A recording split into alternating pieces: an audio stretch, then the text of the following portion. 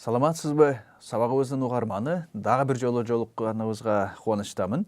Буга чейин биз бир канча темаларды карап өттүк, эми ошо катардагы дагы башында белгилеп койгон темалардын иреттеги жаңысына кайрылабыз. Атын айтсак, демократиялык башкаруу жана жаран маселесине кайрылабыз. Демократиялык мамлекетте, демократиялык башкаруу системасындагы жарандын мааниси, жарандардын ролу, орду жана башка маселелер.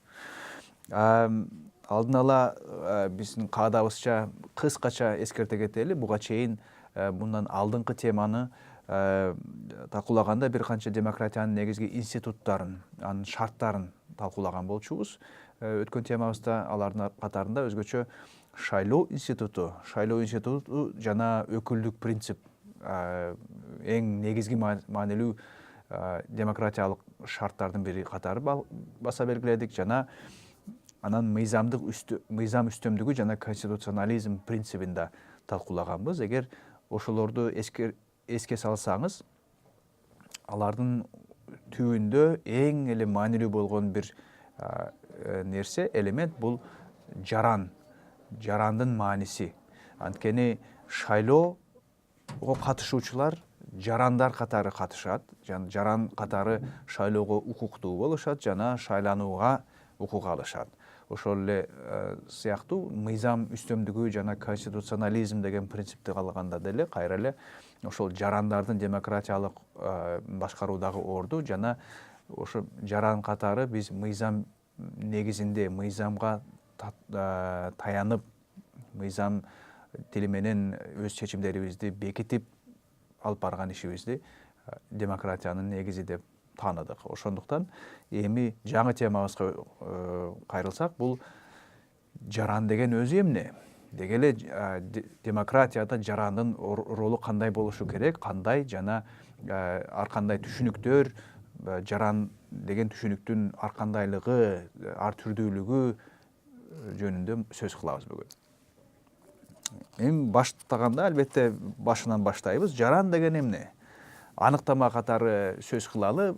Албетте жаран дегендин да кайра эле эгер такай бир китеп бетиндеги берилчү, сөздүк бетинде берилчү аныктаманы айтчу болсок, жаран деген бул ошол саясий жана укуктук кайсы бир негизде таанылган, берилген азыркы доордогу мамлекеттин жеке мүчөсү деп айтсак болот. Ошол кайсы бир мамлекет болбосун, ар бир азыркы кездеги ар бир мамлекетте өзүнү белгилүү бир чектеги, белгилүү сандагы эли бар, калкы бар. Ошол ар бир ошол калктын арасындагы жашаган ар бир киши, ар бир жаран бул кайсы бир милдеттенмелер менен, укуктар менен, талаптары менен бирге пайда болгон, ошолор менен бирге камтылган, камсыз болгон кишини айтабыз жаран деп. Эми жаран деген сөз өзү албетте өтө байыркы түшүнүк десек да болот. Биз кыргызча жаран деп айтабыз, англисче citizenship деп, жарандыкты citizenship дейбиз, орусча гражданство деген сөздү колдонуп келебиз. Бул институт катары түшүнүк тарыхы өтө узун. Кайра эле буга чейин бир нече жолу атын атап кеткен Аристотель деген философко кайрылсак болот. Ал кишинин ошо атактуу политика деген, саясат деген китебинде жаран маселесин өтө кылдат талкуулайт. Бир жагынан бизге эскирип калган бир нерсеси бар ал жерде. Афинада негизи эле ошол байыркы грек коомдорунда жаран деп өтө чектелүү гана бир элдердин категориясын эсептешкен. Атап айтканда, мисалы үчүн аялдарды жаран катары же жарандык укуктарды аялдарга берген эмес экен. Бир жактан көчүп келген мигрант болуп, ошо миграция жолу менен бир жерде отурукташып калган болсо, аларга да жарандык берилбейт экен. Анан эң эле талаштуу жагы бул экономикалык жана колунда барлар гана жарандык, толук жарандык укуктарга ээ болуп, карапайым жана жупуну жашаган, кедей жашаган элдер жаран катары толук бойдон иш алып бара албай, жаран боло албай калган учурлар системалык түрдө байкалган. Азыр ошондуктан мисалы үчүн ошол кезде Афины эң байыркы демократия деп Афин демократиясын айтчу болсок, ал жерде болжол менен 100-150 миң ортосунда санында эл жашаган болсо, анын эң эле көп дегенде 30%, мүмкүн андан да азыраак, бир 20%га жакын эле эл жарандык укугуна ээ болуп, жаран катары күнүмдүк саясатта, чоң чечим кабыл алуу иштеринде катышып жүргөн. Бирок аны эми албетте биз 25 кылым мурда болуп өткөн иш катары ошо байыркы элдердин, байыркы коомдун шартына жараша өздөрүнүн эрежелери, мүмкүнчүлүктөрү, чечимдери болгон деп айтсак менимче өтө туура болот. Бирок Аристотелдин экинчи жагы бар. Дагы бир айткан жери, ошол жаран катары ошол белгилүү сандагы кишилерди тааныгандан кийин ошол жарандар эмне кылышы керек жана жаран деген жакшы жаран деп кимди айтсак болот деген суроого Аристотелдин жообу мындай болгон экен. Жакшы жаран деп башкарууну да, башкарылууну да жакшы билген, же башкарууга жана башкарылууга жөндөмү болгон кишини, тең жөндөмү болгон кишини айтабыз деп айткан. Демек, жаран деген бул Аристотель үчүн өтө түзөн-түз саясий маанидеги түшүнүк болгон. Ошо биз жеке адам катары, адам баласы катары ар кандай чөйрөдө, ар кандай сферада, ар кандай иш аракеттерди алып барабыз. Бирок адам баласы катары саясий гана ролубузда биз башкарылабыз жана башкарабыз. Ошол эки ролду алып баруу бул оңой жөндөм эмес, жана эң мыкты гана жарандар ошол башкарылууну да билет, башкарууну да билет деп Аристотель баса белгилеп кеткен. Эми азыркы кезде менимче бул Аристотельдин ал айткан аныктамасы толук бойдон колдонулууга болот, колдонулушу болот деп айтсак жаңылыштык болбойт. Эми Аристотельдин убагынан кийин жаңы доорго чейин албетте жарандык институту ар кандай баскычтар, ар кандай эволюцияны басып өттү, ар кандай кубулуштарга кабыл болгон. Бир топ жанагы демократия аз болуп, дефицитке учурап, ар кандай монархиялар, абсолюттук монархиялар орун алган кезде албетте жарандардын укугу деген маселе коюлган да эмес. Негизи эле жаран деген маселе өзү коюлбай, жарандыктын ордуна букара деген сөздү колдонсок болот ал кезде. Же англисче subjects деп айтылган. Демек, кимдин букарасы, кайсы бийликтин букарасы деп суроо коюлуп, ар бир киши бирөөгө тиешелүү, бирөөгө буюм катары берилип калган болгон. Жарандын укугу, үнү, бир нерсени талап кылууга болгон мүмкүнчүлүгү деги эле коюлган эмес маселе катары. Бирок кийин гана ошол агартуу доорунда, андан кийин жана экономикалык өнүгүү, экономикалык ушу шаарлашуу, урбанизация, урбандашуу процесстеринде жана билим деңгээлинин жалпы эле эл арасында таркалуусунун натыйжасында кайра ошо байыркы Аристотель аныктап кеткен жаран деген түшүнүк кайра пайда болуп, институт катары калыптанып, дагы да татаалыраак бир институтка айланып, азыркы кездеги биз баарыбыз жалпы билип жүргөн жаран институту пайда болгон. Жаран дегенди кантип аныктама берсек болот дегенде, албетте жарандын бир нече жактары бар. Биз үчүн азыр 3 нерсени 3 жагын же 3 жаатын белгилеп кетсек болот. Биринчиден, жарандык бул эң эле формалдуу, жанагы расмий жагын алчу болсок, бул мыйзамдык түшүнүк, юридикалык түшүнүк.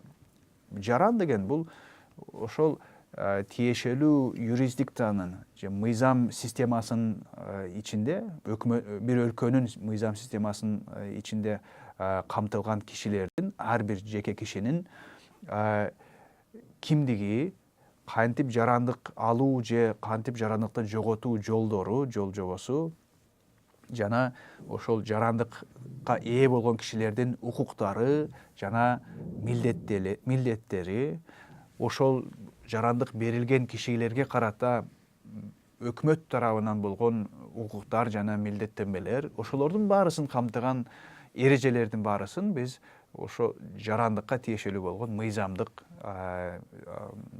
ченемдик укуктук база десек болот.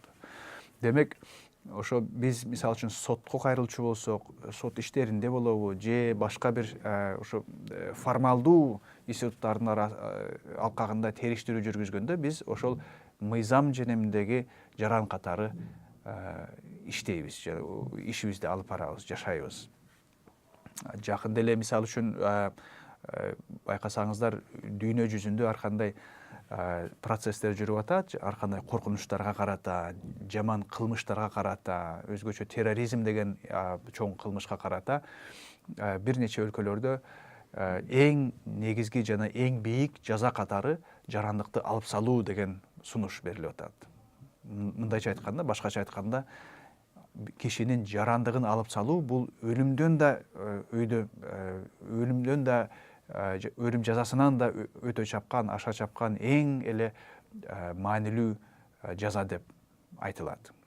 Эми албетте мен өз пикиримди айтчу болсом, албетте бир кишинин жарандыгын алып салуу бул эч кандай маселени, проблеманы чечпейт жана тескерисинче маселени кыйыныраак да кылып коюшу толук мүмкүн.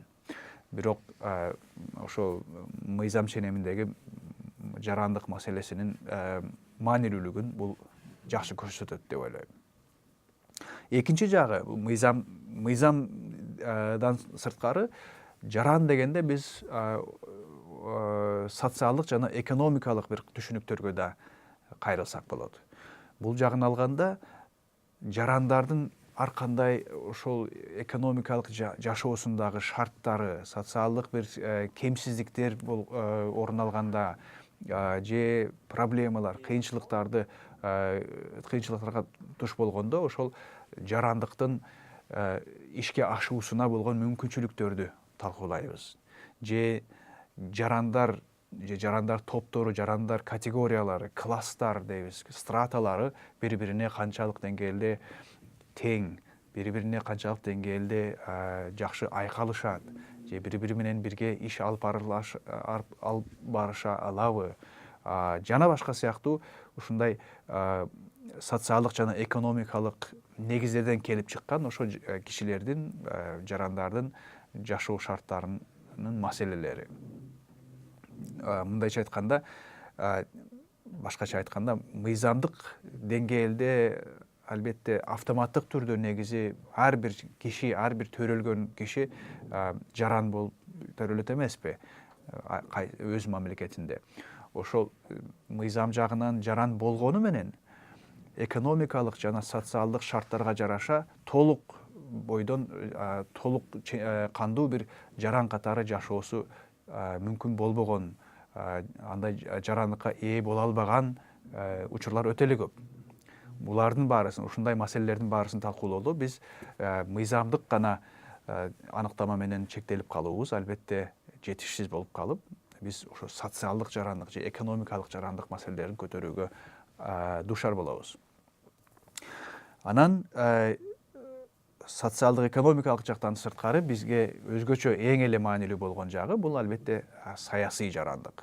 Саясий жарандык дегенде биз бул жарандыктын ошо ар бир мамлекет болсо, өлкө болбосун, анын өзүнө гана таан болгон, өзүнө гана тиешелүү болгон кайсы бир калк саны бар.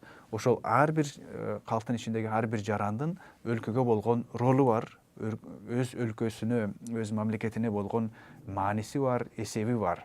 Ошол эсептердин алып баруусу, ошол эсепти жана ролду аткарууда албетте жарандын кишилиги, өздүгү, анын катышуусу эң чоң мааниге ээ.